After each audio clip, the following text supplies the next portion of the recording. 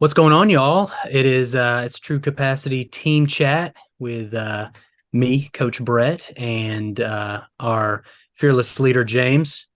We were just talking recently about just staying on track when you're traveling. I've got a handful of clients. I actually had one client that started with us, and then that week also went out of state for a couple of weeks, and we had to jump over all kinds of obstacles there. So yeah, just staying on top of goal while on the road. Yeah, and so let's kind of let's start with unpacking the problem. So I think that really the struggle with staying on a plan, on a fitness plan, on a nutrition regimen, on a list of process goals, right, to get towards a health and wellness goal. The problem oftentimes when you're traveling is kind of multifold, right? First of all, you're probably sitting more than you are standing when you're regularly doing things. Second of all, you don't have the ability to meal prep anything, right? You're not at home. Um, Third, you can't bring food with you really, unless it's non-perishable. It's very hard to bring food that's going to last the amount of days that you're traveling with you. And then I think four is access. A lot of, at least an excuse that gets given to me when people are traveling is like, oh, coach, I don't have a gym. I don't have anywhere to work out. Well, listen here, jabroni. We can give you bodyweight workouts where you're gone. Like it's really not that big of a deal. But I think it's food, nutrition, obviously, and then steps, food, nutrition, and steps. But I really think that the food overall is just like there's way less planning for most people when they travel because they think they'll just be able to figure it out. I think that's a big problem.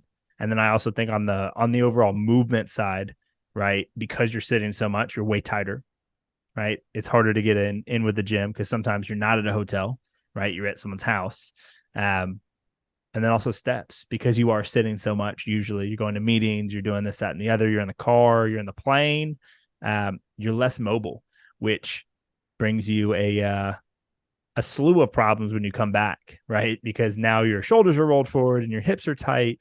Your psoas is way too locked down. Your pelvis is tilted the wrong direction, and everything's shortened, right? You're in a Yeah. shortened position. So I think that's overall the problem. Do you think I'm missing anything? I know that when I'm driving, and I think this is pretty normal for taller guys like us, but my neck juts forward a lot. I don't Oh, know if wow. that's you, but I'm always, and it's probably my vision or something, but No, for dude, some reason I always I'm not a giraffe. You're out there solo by all yourself. right, dude, that I'll take it. But yeah, no, I find myself realizing like, man, what am I doing? Why is my neck so far forward? I got to catch myself with that too. So, but yeah, I mean, I was just telling James, my wife, she's in school in Tennessee. I'm in Georgia. So I'm driving back and forth from Georgia to Tennessee 4 times a month, 5 times a month. So I have my fair share of I got to stop at gas stations every now and then. I'm not gonna pack especially if I'm in a hurry when I'm, between work and everything. Like I don't have food meal prepped or anything. And if I did, why would I want to eat like cold chicken and rice or cold turkey and rice or something and that's been sitting in my car? I'm not going to do that. So I'll go to I'm lucky enough to have a Bucky's between me and her. So I'll stop there, get me some jerky, get me some protein bars. They do have like stuff there that you can stay on track with as long as you can look away from the fudge and all the barbecue and all the other stuff that's there. But yeah, like just being mindful whenever you're going to the gas station, going to get gas station food essentially, or even, I mean, I guess it also could apply for, maybe you forgot to meal prep and you're at work and you don't have food and you have the excuse of like, well, I don't have food made. I got to go to get fast food. There's always options. There are some options at fast food that are a little bit better for you. Sometimes, the Chick-fil-A grilled nuggets, they don't taste great, but they're there, But you can also hit up like a gas station, a grocery store. There's always, chicken and things there that you can eat on the go without having to fall off the course. You know what I mean? Yeah. And so let's maybe pocket this into three places. One would be like driving and traveling. One Mm, would be like day-to-day travel, right? To mm, and from work, where you're not at home. Like you're missing the same things in both of those, but it's kind of mm, a different type of travel. And then maybe that third is like when you're flying, right? And you don't rent a mm. car, so you're flying, you're Ubering, you're doing XYZ. So let's maybe unpack all the way on the right, the flying, and being in a place where you don't know the layout, you don't know where the grocery stores are, you don't have a car, you have to Uber everywhere. Let's maybe unpack that first. I mean, first thing that comes to mind for me is that the location, like the specificity of the things that are around you, is extremely important when you're trying to stay on goals when you're traveling. So like Yeah. the difference between staying on one part of town or another part of town in a hotel for a business trip, right? That will get comped for most people regardless, right? The difference from one side to the other could be the difference in your choices around specific foods available, right, to you in fast food format or in grocery store or what have you,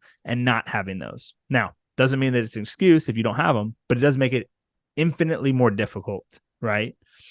In your mind, if you don't have a car and you're flying somewhere and then you're Ubering around, what do you think is the biggest struggle there? Um, yeah, I think with that, it's like the first thing that comes to my mind when I'm thinking about like traveling, if you can make it work, is to get an Airbnb or to get a hotel that has, um, a stove or a microwave at least. Um, What hotels have a stove and a microwave? there are some hotels that have microwaves. Where the hell are you staying? I don't think I've ever been in a hotel that has more than a mini fridge that's stocked full of alcohol and Yeah, maybe a shitty Keurig from like 2005 yeah, and maybe a microwave at yeah. maximum. I mean, I have a couple of flight attendant clients that apparently, look, I haven't stayed at them, but apparently they exist. So if you can find them, shoot for that. But another thing too, that if you had like a small um George Foreman you Mm. could maybe travel with, that'd be helpful. That's But yeah, disgusting. Don't recommend people do that. dude, Travel with a I George. Get out of here, you dog, bodybuilder. Are you clean it. serious? Clean it then. Oh If my you're goodness. trying to get enough meat in, This trying to fucking get enough guy. protein in, I would do it. I keep my shit clean, so I'll I'm not take my worried George Foreman with me because I'm a fucking bodybuilder. dude, I am, dude. That's me. But but I mean, like, what are you thinking? Like when it comes I'm to not travel? thinking that. That Okay, sounds well dumb then as hell. then tell me what you're No thinking, bro. way. So Tell me what you're here's what thinking. I would do, right? I'm flying in. I actually did this in Chicago. We don't have a car, right? We're Ubering everywhere. What I hit is my regular spots. If I find myself in a position where I don't have meal prep or I don't have food cooked for me or I don't have meat that I can throw on the grill, right? And that's like I'll hit up somewhere like Chipotle, right? And do a half rice, a double beans, right? Everybody's trying to get that fiber. You don't necessarily need the double rice, but go half rice, double beans, double meat, half chicken, half carne asada, but the pause double, like Hormozy talks about, right? So you get even more, you get basically 3x. And then just straight water, right? You can do that. And the calorie content on that, like realistically, you could eat 2 of those meals a day and be more than fine and have Yeah, plenty of calories. yeah, that is a good point. I do when I do travel, Chipotle is my best friend. I went to a tattoo convention because one of my clients is a really talented tattoo artist, and that is my that we went to Chipotle like every day, especially when you're walking at a convention for 14,000, 16,000 steps all day long. Yeah, Chipotle man. was it'll fill you up. It's perfect for that kind of stuff. Yeah, and I'm really about like the bowl places, especially when I'm on the go, because Mhm. you can get something green, right? I always put the fajita veggies in there, right? I get corn, get some lettuce, get also some salsa in there. So I get something green, right? And the fajita veggies, like a little rainbow color there, which is good, right? It's better than just eating just straight meat and Yeah. beans and farting Yeah. my life away. So get a little bit there. I think a lot of there's also the ability to get extra, like to get some guac, to get extra meat on the side. There's an ability to kind of make it your own. I think another place that is kind of underlooked, or excuse me, overlooked, because of the scare of MSG, right, is somewhere like Panda Express, right? You Mm, can get a fat ass amount of protein. You can get a meal with over 100 grams of protein in there, doing double meat on a meal there, and it is redonkulous. really. Redonkulous. I've never done Yes, that. it I is. tip. It is dope. Yeah. 100%. Now you can also get lost in the sauce with with all kinds of other things that are fried, right? So you got to have a little bit of discipline if you're going to go in there. But I Right. think other bowl places, right? You got Chipotle, you got Cavo, you got Gusto, you've got even something like a Tzatziki's, or there's other places where you can get bowls. I also And like Greek food. I was going to say Mediterranean food. There's a ton of Mediterranean Mhm. places like Zoe's Kitchen and a few others where Absolutely. you Zoe's can Kitchen get. is a great place where you can eat the rainbow, right? You can get Mhm. a lot of veggies, you can get some fruit like kind of rolled in there too. You can get substantial amount of meat and some decent legumes, and you should be good. I mean, satiety is gonna be up, you're gonna be full, right? Some hummus, a little bit higher fat. When you're walking a ton, you can get away with also a little bit extra, calorically dense meals there and go twice a day instead of three. You just have to be disciplined on the back end. I think if you don't have a an ability to drive around, uh, you're gonna have to, unless you want to spend tons on Ubers, you're gonna have to just kind of pick what's around you. I think if you're gonna go the fast food route, I go that way or Chick-fil-A. Right. And if I go Mhm. Chick-fil-A, my ass will get one, I'll get one spicy sandwich, like regular, with regular bread, but then I'll get a grilled club, right? Or the grilled club without the bun, so no Mm. bun, right? And then I'll get the grilled nugs. And so all told, you're looking at like 60 grams of protein. Yeah.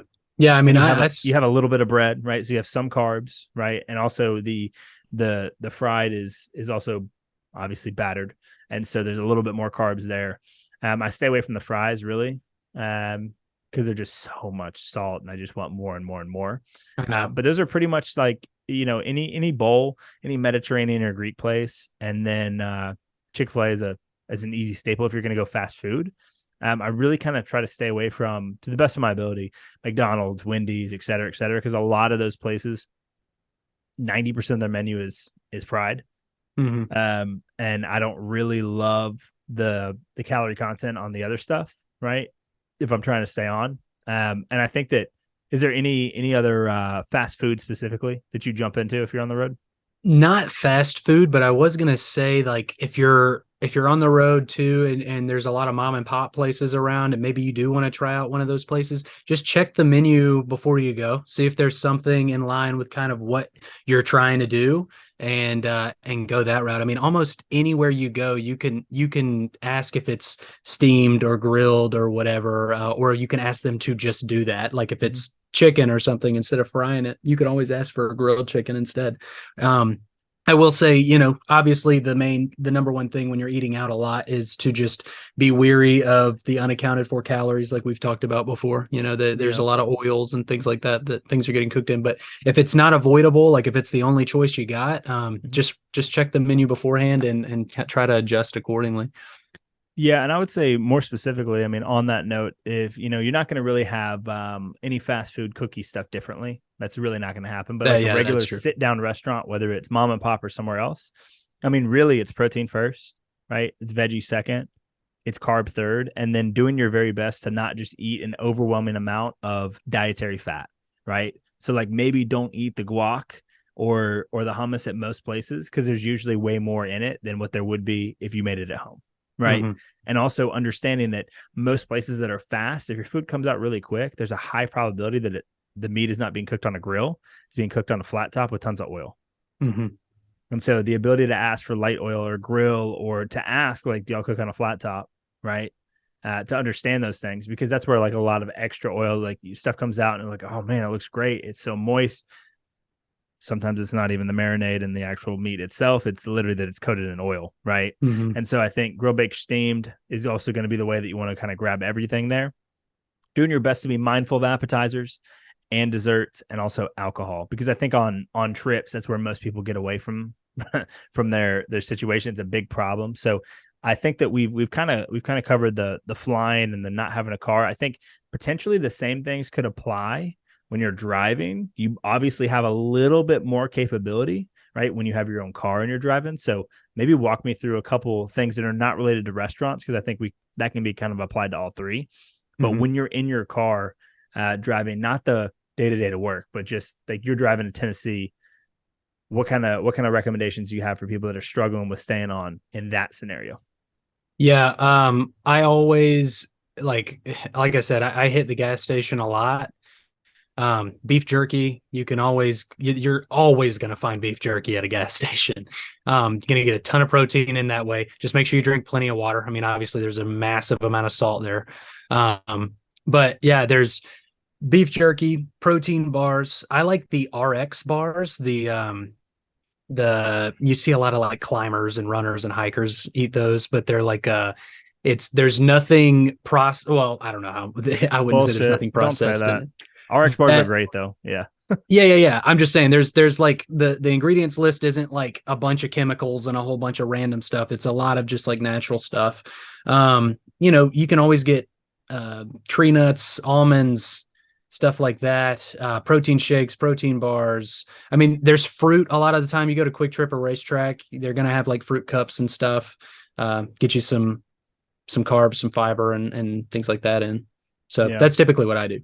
The only thing that I'll push back on is I would recommend that most people don't go into a gas station and get a shit ton of trail mix or nuts because of the amount of calories per gram of not even of just fats in general, but of the bag. Most of the time there's chocolate in there too, right? Yeah. And there's a bunch of other stuff. And so I know y'all's asses are not Brett and going to getting cashews off the wall. You're getting the trail mix, right? Or you're getting the spring mix. And a lot of that, while calorie dense and nutrient dense, it's like way more calories than you think it is. The serving size is pretty small.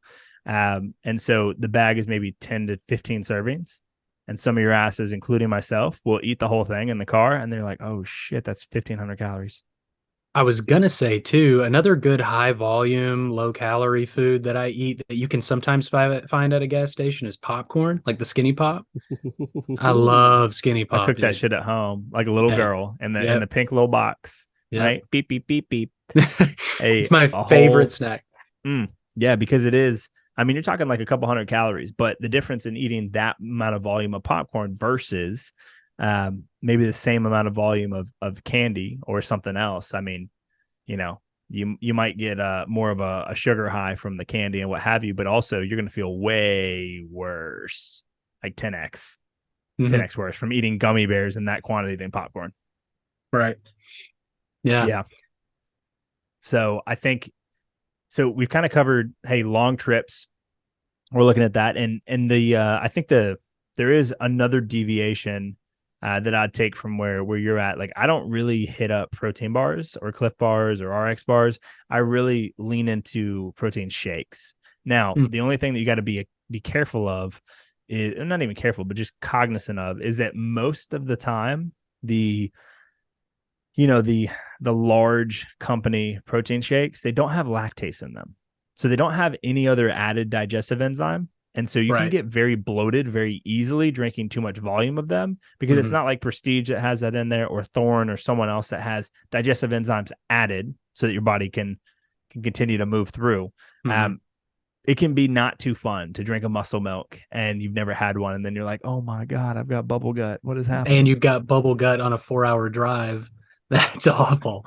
Yes, it's not fun. So just be mindful, right on the back. If you see lactase, you should be good to go. And also be mindful that like the difference between a Ghost, right, a Ghost protein shake that's 16 ounces and like a Mulk, MOLK, that's 16 ounces. There's a fat difference in sugar content, right? So Mhm. be mindful because a lot of things taste really good until you look at the back and you're like, dude, that's why Yeah. that tea tastes so good. That's Yeah. 45 grams of sugar. And just to be mindful of that, most soda, regular soda, not diet, not zero sugar, you're looking at like 65 grams of sugar a bottle. Like 16 to 20 ounces is like 65 to 85 grams of sugar. That's a hell of a lot.